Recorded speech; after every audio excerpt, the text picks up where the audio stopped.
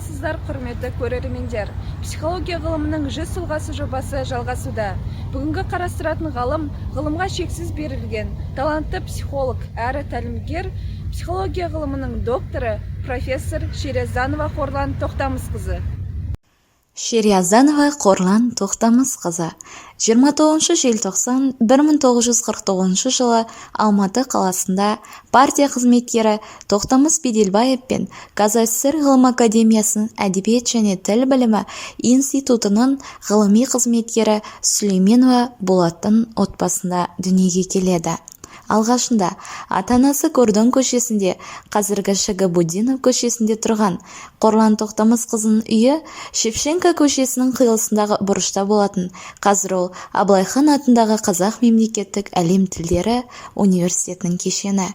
Ол маңайдағы 2 қабатты үй осы болатын. Бұл қазіргідей жақсы жабдықталған үлкен особняк үй емес етін. Керісінше 8 отбасы біраз үй мен бір ваннаны ортақ пайдаланатын көп пәтерлі коммуналка деп аталатын үй еді.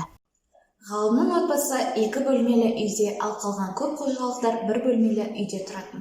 Соған қарамастан, олар тату болып, бір-біріне көмектесіп, бірлесіп өмір сүретін. Қысқа қарай сарайды көмірге толтырып, Қорлан Тоқтамысқызы да көмір тасып барлығына көмектесетін. Өкінішке орай, Қорлан Тоқтамысқызы балабақшаға көп бара қойған жоқ. Балабақшаға баруы Шевченко көшесі мен Комсомол, қазіргі Байтұрсынов көшелерінде аяғындағы калошын жоғалтумен аяқталыпты. Ол кездері көшелерде асфальт болмаған. Мен балалық кезімде белсенді әрі пысық болатынмын. Ағаштың басына өрмелеп шығып кететінмін. Атам мен әжем соңымнан қуып жете алмайтын. Әлі есімде, біздің үйдің айналасында ағаш вагоншалар тұратын. Сонымен қатар үлкен бақ бар еді. Бақта шие, қызыл шие және тағы да басқа көп ағаштар, жидектер өсетін. Оның барлығын балалар теріп жейтінбіз. Бүгінде осы көшелермен өткенде балалық бал дәуренім еріксіз есіме түседі, деді ғалым. Ғалымның адам жан дүниесінің сырын жан-жақты зерттеуге деген қызығушылығы Платоновтың «Занимательная психология» кітабын оқып шыққаннан кейін оянады. Бұл кітапты анасының жұмыс орнында жаңа жыл шыршасында сыйлық ретінде беріпті. Арадан жылдар өтіп, Мәскеу мемлекеттік университетіне оқуға түседі. Ол кезде Ресейдегі бір қатар оқу орындарына талапкерлер Алматыдағы Киров атындағы Казмуде емтихан тапсырып, студент қатарына қабылданатын.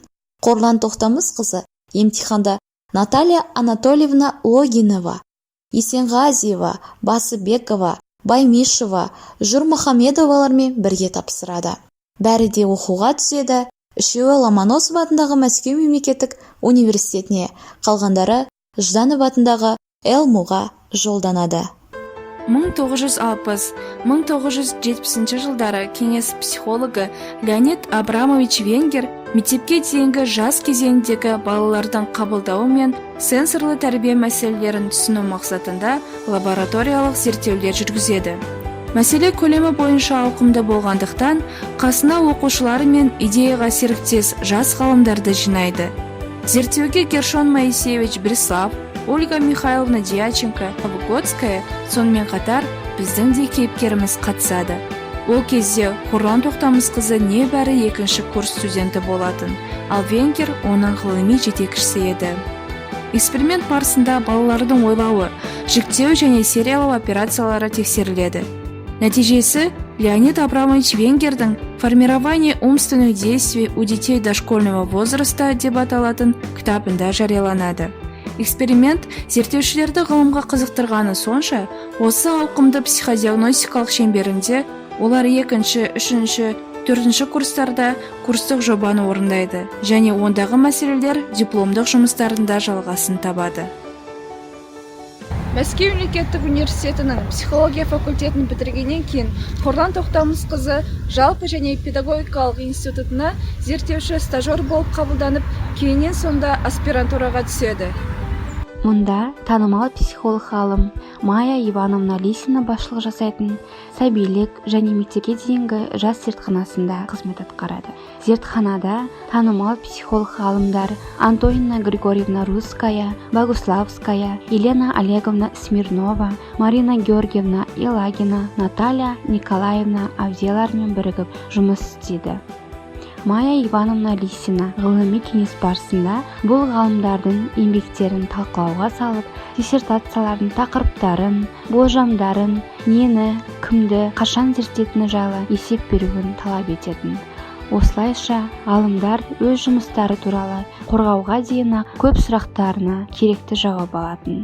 Мұндағы тәлімгер ғалымдар құнды кеңестер беріп, аспиранттардың мұндай кеңестерге қатысуына және тақырыптарға назар салып тыңдауына үлкен көңіл бөлетін. Бұлардың ішінде Анатолий Александрович Смирнов, Василий Васильевич Давыдов, Наталья Александровна Менчинская, Натан Семенович Лейтис, Ирина Владимировна Дубровина және де тағы да басқа психологияның кемеңгерлері бар еді.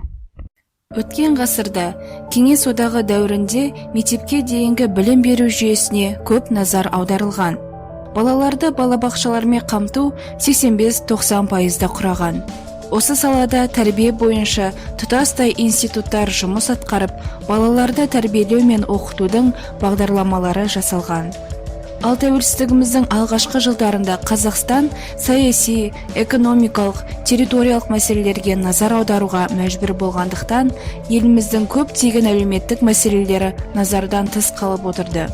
Соның ішінде мектепке дейінгі білім беру мәселесі де. Мектепке дейінгі білім беру жүйесі қирап, көптеген балабақша ғимараттары сатылып кетті.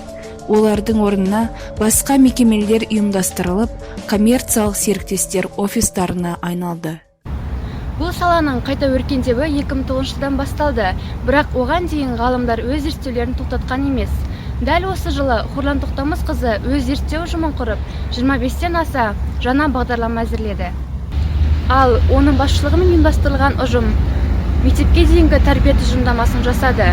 Кейіннен 1991 жылы Талдықорғанда Балбөбек бағдарламасы жасалды. Ал 1992 жылы Целиноградта Золотой ключик бағдарламасы бойынша алғашқы конференциялар өткізіле бастады. Алғашында мектепке дейінгі жас ерекшелігімен басталған зерттеулер кейін психология ғылымының басқа да тармақтарына ауысты.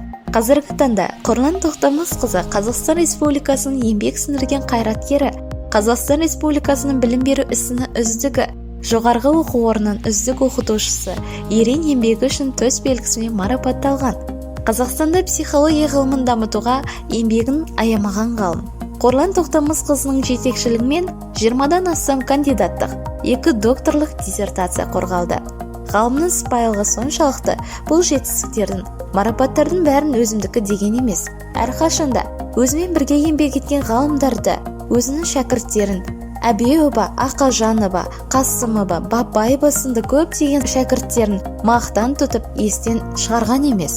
Осы қысқа бейнероликті құрастыруға көп көмегін тигізген сол шәкірттерінің бірі Марданова Шолпан Сапарқызы.